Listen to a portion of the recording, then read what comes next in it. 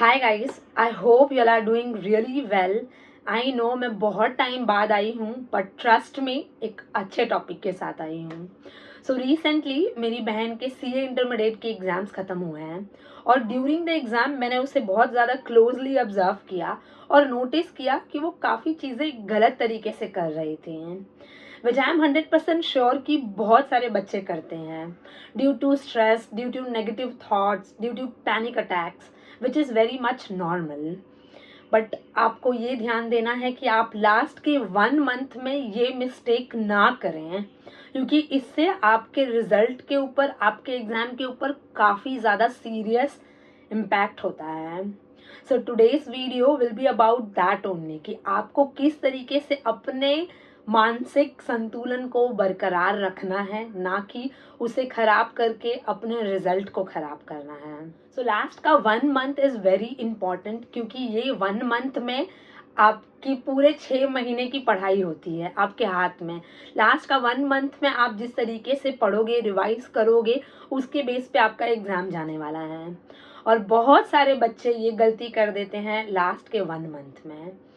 Last का 1 month is for revision, not for in depth full detail में study करना।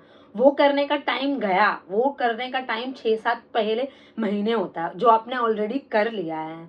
अभी आपको सिर्फ जो पहले पढ़ा था उसे रिवाइज करना है, उसे पॉलिश करना है, उसके कॉन्सेप्ट्स को रिकलेक्ट करना है। क्योंकि अगर आप इन डिटेल पढ़ने जाओगे ना तो आपके हाथ से अपना टाइम चला जाएगा।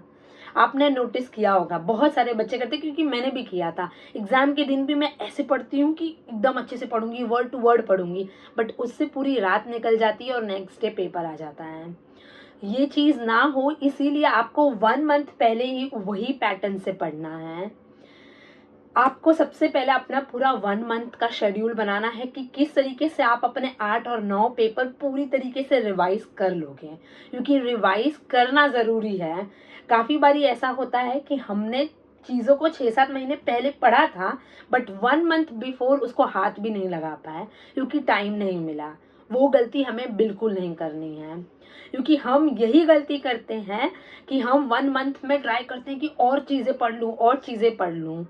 नहीं, 1 मंथ में हमें सिर्फ वही चीज़ें पढ़नी है जिनको हमने ऑलरेडी पढ़ा है। अगर वो पढ़ के हो गया, वो रिवाइज करके हो गया, तब आप न्यू चीज़ों के पीछे जा सकते हो। बट पहले जिस चीज़ को ऑलरेडी पढ़ा है उसको आपको रिवाइज करना है और पॉलिश करना है, बिकॉज वो 80% होगा। आपने छोड़ा तो 20% ही होगा, तो वो 20% के ऊपर जब ये 80% खत्म होगा तो ही जाओ। कोई न्यू चीज़ नहीं पढ़नी है, पहले पुरानी चीज़ को अच्छे से पढ़ लो, उस पर कॉन्फिडेंट हो जाओ, फिर ही कोई अनपढ़ी हुई चीज़ों के पीछे जाओ। लास्ट के 1 मंथ में हमें कॉन्फिडेंट गेन करना है अपना। हमें उतना कॉन्फिडेंट रहना है कि मैं एग्ज़ाम में जाऊंगा तो मैं पक्का पास होके आऊँगा। हमें हमारे नेगेटिव थॉट्स और ये जो नेगेटिविटी, सेल्फ डाउट आता है और पैनिक अटैक्स आता है, उसके साथ लड़ना है, क्योंकि ये बहुत ज़्यादा बच्चे मिस्टेक करते हैं। और बहुत ज़्यादा बच्चे वो होते हैं जिनके मल्टीपल अटेम्प्ट्स हो चुके हैं, क्योंकि वो चीज़ें उन्हें बार बार आती रहती है कि व्हाट इफ़ मैं इस बार भी फेल हो गया तो। आई नो ये डिफ़िकल्ट है इस थॉट को हटाना, बट इतना जान लो कि वो negative thoughts is not helping you guys at all. Instead अगर आप पॉजिटिव तरीके से सोचोगे कि व्हाट इफ मैं इस बार पास हो गई तो, क्योंकि आपका कॉन्सेप्ट क्लियर है। आपने अगर मल्टीपल अटेम्प्ट दिया है तो ऐसा तो नहीं है कि आपको कुछ नहीं आता है, आपको आता है। बस आपको वो लूप होल्स को पकड़ना है जिसमें आपकी मिस्टेक है, जो आपने प्रीवियस अटेम्प्ट में छोड़ दिया था, आपको उनको कवर करना है।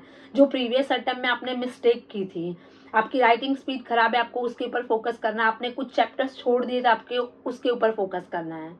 आपको उन चीज़ों के ऊपर फोकस करना है जिन चीज़ों की वजह से आप फेल हुए थे, ना कि ये सोचना है जिससे आपको आती हुई चीज़ भी आप खराब कर दो। तीसरी चीज़ 1 मंथ में ये करना है कि आपको अपनी राइटिंग स्पीड पे फोकस करना है, राइटिंग प्रैक्टिस करनी है। अगर आपका पेपर कंप्लीट ही नहीं होता है तो आपके पास होने की परसेंटेज कम हो जाते हैं ऑलरेडी, क्योंकि 100% लिख के भी अगर बच्चे फेल होते हैं तो जस्ट इमेजिन अगर आपने 70% ही लिखा है तो आपके फेल होने की परसेंटेज बढ़ जाते हैं। तो आपको आपकी स्पीड के ऊपर फोकस करना है कि किस तरीके से आप आंसर लिखोगे कि आप टाइम में पेपर कंप्लीट हो जाए, और वो आप अगर 1 मंथ पहले स्टार्ट करोगे तो आपके लिए इजी हो जाएगा। दिस एग्ज़ाम हॉल में समथिंग न्यू नहीं लगेगा। अगर आपको ऐसा लगता है कि आज मुझसे नहीं होगा पढ़ना, मैं नहीं पढ़ सकता क्योंकि बहुत सारे थॉट्स आते रहते हैं, तो at least try to revise important sections, important case laws या किसी भी चैप्टर के फॉर्मूलाज को। एक भी दिन आप ऐसा मत जाने दो कि आपने पढ़ा ही नहीं है, क्योंकि काफ़ी ऐसा टाइम आएगा जब लगेगा आज तो मुझे पढ़ना ही नहीं है। बट किसी भी तरीके से अपने आप को पुश करो और कुछ ना कुछ तो पढ़ लो, क्योंकि ये लास्ट के 1 मंथ का एक एक दिन बहुत ज़्यादा इम्पोर्टेंट होता है।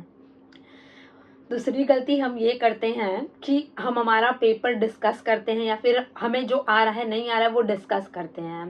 This is about exam time, but ये चीज़ आपको ध्यान रखनी है कि ये गलती बिल्कुल मत करना। पेपर अच्छा गया या गंदा गया किसी से डिस्कस मत करो, ना सामने वाले का सुनो, क्योंकि कहीं ना कहीं वो आपके माइंड में, बैक ऑफ द माइंड में चलता रहता है। कल का पेपर खराब गया और किसी से डिस्कस कर लिया और आपको लगता है कि आपने तो ये आंसर सही लिखा था, लेकिन उन्होंने डिस्कस किया और आपको पता चला ओ मैं रॉन्ग थी, इसका आंसर राइट है। फिर आप चाह के भी नेक्स्ट पेपर के ऊपर फोकस नहीं कर पाते हो। तो आपको वो गलती नहीं करनी, किसी से भी डिस्कस मत करो। मम्मी पापा, भाई बहन, बेस्ट फ्रेंड, गर्लफ्रेंड, बॉयफ्रेंड, किसी से भी मत डिस्कस करो, क्योंकि आपका हर एक दूसरा पेपर आपके लिए एक न्यू अपॉर्चुनिटी लेके आता है कि आप इस पेपर में एग्जाम्पशन लाए ताकि आपका ओवरऑल मार्क्स से आप पास हो जाएं। कितने ऐसे बच्चे हैं जो 1-2 मार्क्स से फेल हो जाते हैं, और वो आपके साथ ना हो। इसीलिए आपको हर एक पेपर में अपना 100% देना है कि आप इसमें एग्जाम्पशन लेके आओ। मैं अपने हर पेपर में सोचती थी कि आज का पेपर गया ठीक है, ये वाले पेपर में मैं एग्जाम्पशन लेके आऊँगी, सो दैट क्या पता मुझे इसमें कम आए होंगे प्रीवियस वाले में, तो इसमें ज़्यादा आ जाएंगे और मैं पास हो जाऊँगी। सो आपको अपने आप को उस तरीके से ट्रेन करना है कि आप 1 मंथ में जिस तरीके से रहोगे उसी तरीके से आप एग्ज़ाम हॉल में भी जाके परफॉर्म करने वाले हो। बहुत सारे बच्चे नाइट स्टडी करते हैं जबकि उनसे वो चीज़ नहीं होती है। डोंट डू दैट, क्योंकि कितने ऐसे बच्चे हैं जो एग्ज़ाम हॉल में जाके ईज़ी से ईज़ी क्वेश्चन को आंसर नहीं कर पाते हैं क्योंकि उनका दिमाग चलता नहीं है, and that is because of उनकी नींद नहीं पूरी हुई रहती है, उन्होंने प्रॉपर तरीके से खाया नहीं है, उन्हें वीकनेस आ रही है। मेरी बहन को एक पेपर में अचानक से बहुत ज़्यादा भूख लग गई थी क्योंकि उसने खाया ही नहीं था, और अचानक से उसे 2 to 5 उनका पेपर होता है और उसको 3-4 बजे उसे भूख लग रही है। जस्ट इमेजिन, अगर आपको इस तरीके से भूख लग रही है तो आप किस तरीके से आंसर के ऊपर फोकस कर पाओगे? नहीं कर पाओगे। सिमिलरली अगर आप रात रात जाग के पढ़ रहे हो और एग्ज़ाम हॉल में आप इतनी नींद आ रही है, भले आपको ऐसा फील नहीं हो रहा है, बट आपको नींद आ रही है और आपको कोई ये क्रिटिकल क्वेश्चन क्रैक ही नहीं हो रहा है, डोंट डू दैट। लास्ट का 1 मंथ इस जितना टाइम है उस टाइम में अपना बेस्ट दो। अगर आप रात की स्टडी, नाइट स्टडी नहीं कर पाते हो तो डोंट डू दैट, क्योंकि वो सब बच्चे नहीं कर पाते हैं। आपको अपनी बॉडी, अपना माइंड एक सिंक में रखना है सो दैट आप एग्ज़ाम में अपीयर कर पाओ, क्योंकि एग्ज़ाम का प्रेशर वैसे ही अलग होता है, और अगर उसमें आपने कोई एक फिज़िकल प्रेशर लेके रखा है तो सब कुछ ख़राब हो जाएगा। सो आई होप आप लोगों को क्लैरिटी आई हो कि आपको लास्ट 1 मंथ में क्या करना है। कोई भी डाउट होगा तो आप लोग मुझे कमेंट सेक्शन में या फिर डीएम में पूछ सकते हैं। डेफिनेटली एक और वीडियो आएगा कि आपको किस तरीके से वो एग्ज़ाम के 8-9 दिन में कैसे पढ़ना है, क्योंकि बहुत सारे बच्चे उस टाइम पे भी मिस्टेक करते हैं, रात रात तक जाग के, और उनका पेपर ही कंप्लीट, मतलब उनका सिलेबस कंप्लीट ही नहीं हो पाता और एग्ज़ाम आ जाती है। सो डेफिनेटली उसके ऊपर एक वीडियो आएगा, बट तब तक आप अपने 1 मंथ का प्रॉपर शेड्यूल बनाइए, अपने ऊपर कॉन्फिडेंस रखिए कि मैं कर सकती हूँ, मैं कर सकता हूँ, और उस माइंडसेट से अपनी पढ़ाई चालू कीजिए। एक भी दिन वेस्ट मत कीजिए, क्योंकि हर एक दिन बहुत ज़्यादा इम्पोर्टेंट होता है आपके लिए। ये अटैम्प्ट आपका लास्ट अटैम्प्ट में, इस माइंडसेट से पढ़ना स्टार्ट कीजिए और खुद के ऊपर कॉन्फिडेंस रखिए कि मैं ये चीज़ कर सकती हूँ। All the very best. कुछ भी होगा you can text me any time. Bye bye.